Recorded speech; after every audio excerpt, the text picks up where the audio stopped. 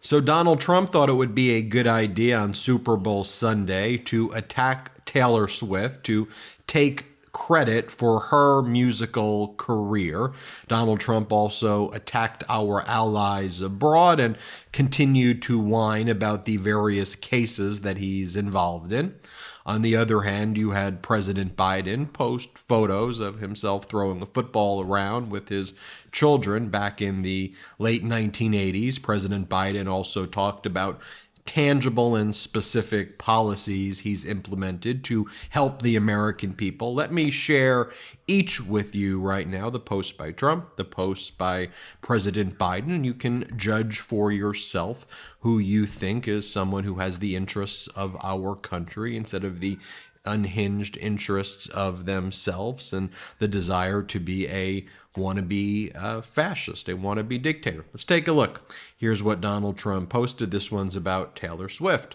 Donald Trump goes, I signed and was responsible for the Music Modernization Act for Taylor Swift and all other musical artists. Joe Biden didn't do anything for Taylor and never will. There's no way she could endorse crooked Joe Biden, the worst and most corrupt president in the history of our country, and be disloyal to the man who made her so much money. Besides that, I like her boyfriend, Travis, even though he may be a liberal and probably can stand me. So there you have Donald Trump saying that he's the reason that Taylor Swift has made money. He made her so much money, and he's the reason that she's successful. I mean, how despicable can you get right there? By the way, a DeSantis supporter by the name of Peter Henline wrote, this might be the most pitiful thing Trump has ever posted. Please don't endorse Biden because I made you so much money and I like your boyfriend.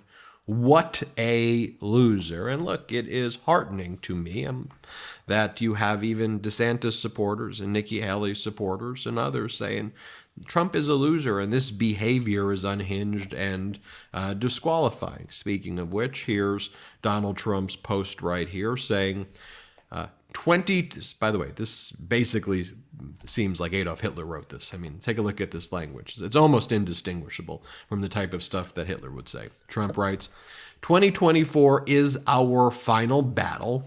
With you at my side, we will demolish the deep state. We will expel the warmongers from our government. We will drive out the globalists.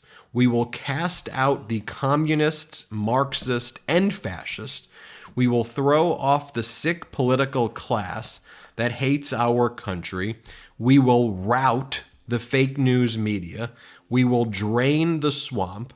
We will liberate our country from these tyrants and villains once and for all. And then Trump says, thank you, South Carolina, exclamation point, exclamation point, exclamation point. And over the weekend, he gave that speech in South Carolina where he attacked Nikki Haley's husband and said, where is Nikki Haley's husband? He's deployed overseas in the National Guard. He's in Africa protecting and serving our country, something that Donald Trump knows absolutely nothing about. Donald Trump also was in South Carolina attacking NATO and saying that he would be okay. And in fact, he would encourage Russia to show up and destroy one of our allies. And Trump made up a story about a foreign country that's part of NATO, that's a big government, asked me what I would do if they didn't fully pay their bills.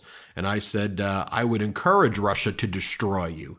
So violating Article 5 of NATO. And of course, Donald Trump doesn't pay his bills. And of course, where's Melania? It's always projection and confession with this group. I'll show you one of Donald Trump's other posts right here, which, by the way, mirror the horrific language that he used when he was in South Carolina. And by the way, that he always uses when he gives these traveling fascist circus things across the country, which he refers to as rallies.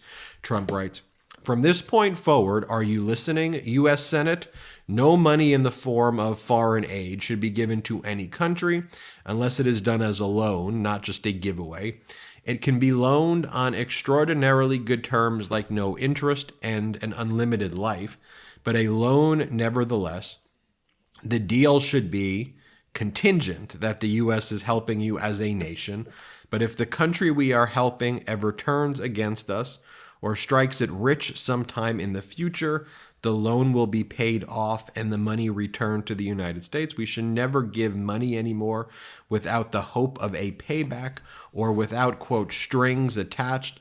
The United States of America should be stupid no longer. And fundamentally, what Donald Trump just doesn't understand is international diplomacy generally, and he wants to attack the kind of existing status quo of NATO and post-World War II that's kept the United States of America safe, where America's been a leader internationally and has kept the world in a state of relative peace and prosperity compared to historical times in the past, and where America's never been more prosperous as a nation as it is now. But Donald Trump ultimately wants to destroy that system. He wants a system of Vladimir Putin, Kim Jong-un, President Xi, and Trump sees himself as an authoritarian as part of that group, undermining the rights and liberties and freedoms of people. That's what he brags about. Trump attacks New York Attorney General Letitia James right here. He says she's a lunatic AG and posts a video about her. Then as you scroll down through Donald Trump's social media posts, there's these weird ads over and over again. Trump Terminator bobbleheads. And here's another ad. 5-star rating, Trump Terminator bobbleheads. These are separate ads as you're scrolling down one after another. He then attacks Special Counsel Jack Smith, says, if Special Counsel Jack Smith wants to do good for our country and help unify it, he should drop all litigation against Joe Biden's political opponent, me, and let the country heal. So that's what Trump is posting. Can we just compare that for a moment to what President Biden's posting and saying? President Biden posts this photo. 1987 with my boys, this Super Bowl Sunday. I hope you can take part in the age-old American tradition of eating great food, gathering with great friends, and watching a great game. President Biden writes, this administration is bringing manufacturing back to America after decades of offshoring. And indeed, all the data reflects there's a manufacturing boom underway. There's about 46,000 infrastructure projects as part of the infrastructure bill that President Biden led and signed into law. You brought back the semiconductor industry here with the CHIPS Act. Here's what President Biden writes. As the S&P 500 closes above 5,000 for the first time ever, notches its fifth straight winning week, President Biden says, good news for folks. As we started the weekend, the stock market going strong is a sign of confidence in the American economy. President Biden writes, America invented the semiconductor. It's time to bring manufacturing and the jobs that come with it home. My administration is investing an additional $5 billion in microchip research development and workforce as part of the implementation of our CHIPS and Science Act. President Biden writes, our economy has created 14.8 million jobs since I took office. Unemployment has been under 4% for 2 full years. Inflation has been at the pre-pandemic level of 2% over the last half year. By the way, I'll show you what President Biden posts here, because Donald Trump said at his speech in South Carolina, where's Nikki Haley's husband, who's deployed overseas serving our nation? And President Biden respects our troops. And so he wrote, the answer is that Major Haley, who he is, Major Haley, is abroad serving his country right now. We know he, Donald Trump, thinks our troops are suckers, but this guy wouldn't know service to his country if it slapped him in the face. And here's just to remind you what Donald Trump said in South Carolina. Play the clip. Over to see me at Mar-a-Lago, sir. I will never run against you. She brought her husband. Where's her husband? Oh, he's away. He's away. What happened to her husband? What happened to her husband? Where is he? He's gone. He knew. And as Donald Trump says things like that, and I've showed you other clips where Donald Trump can barely put together sentences at these speeches anymore, and again attacks our allies. And let me just show you this one other clip. Just before I go to show you what the New York Times is saying about Trump, let me just show you this other portion of the speech to set this up better. Here's Trump in South Carolina saying that he would encourage Russia to attack one of our NATO allies and do whatever they want with it. Play the clip. They asked me that question. One of the presidents of a big country stood up and said, well, sir, if we don't pay and we're attacked by Russia, will you protect us? I said, you didn't pay? You're delinquent? He said, yes, let's say that happened. No, I would not protect you. In fact, I would encourage them to do whatever the hell they want. You got to pay. You got to pay your bills. So here's how New York Times writes about Trump and Trump's speeches. In contrast to Joe Biden, this is what the New York Times said, Mr. Trump does not appear to be suffering the effects of time in such visible ways. Mr. Trump dyes his hair and appears unnaturally tan. He is heavy-set and tall, and he uses his physicality to project strength in front of crowds. When he takes the stage at rallies, he basks in adulation for several minutes, dancing to an opening song, and then holds forth in speeches replete with macho rhetoric and bombast that typically lasts well over an hour, a display of stamina. And one commentator says, does the New York Times want to F Trump or something? I mean, what are you doing, New York Times? Like, whoa. What are you even talking about? Like, we see his speeches. He's cognitively impaired. He's doing ding dong, swoosh is how he's talking about things with Trump. I mean, he's bragging about cognitive tests. The song you're talking about is the J6 anthem that he sings with insurrectionists, that it was pre-recorded. Like, what in the world are you doing?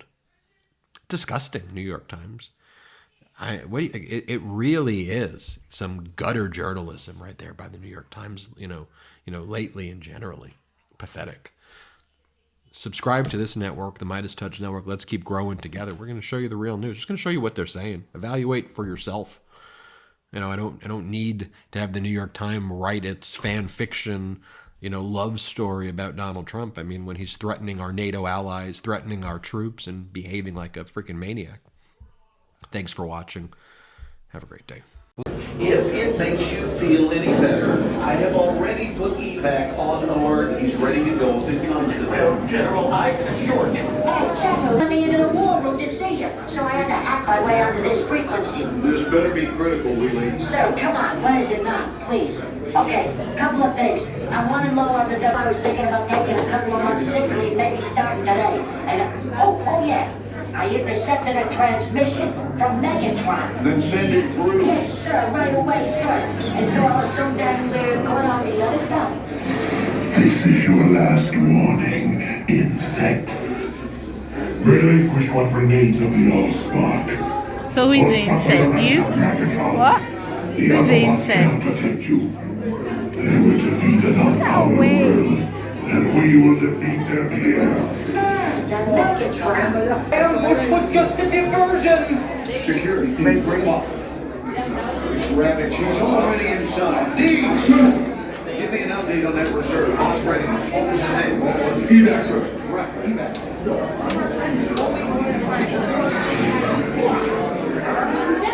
She's right in front.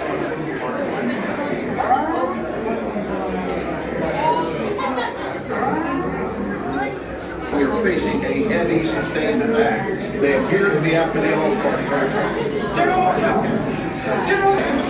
Need this evac immediately. Evac immediately. Hold on. National security advisory. Stay down. Check it out. The failed the mission celebrations. The amateurs for a suicide mission.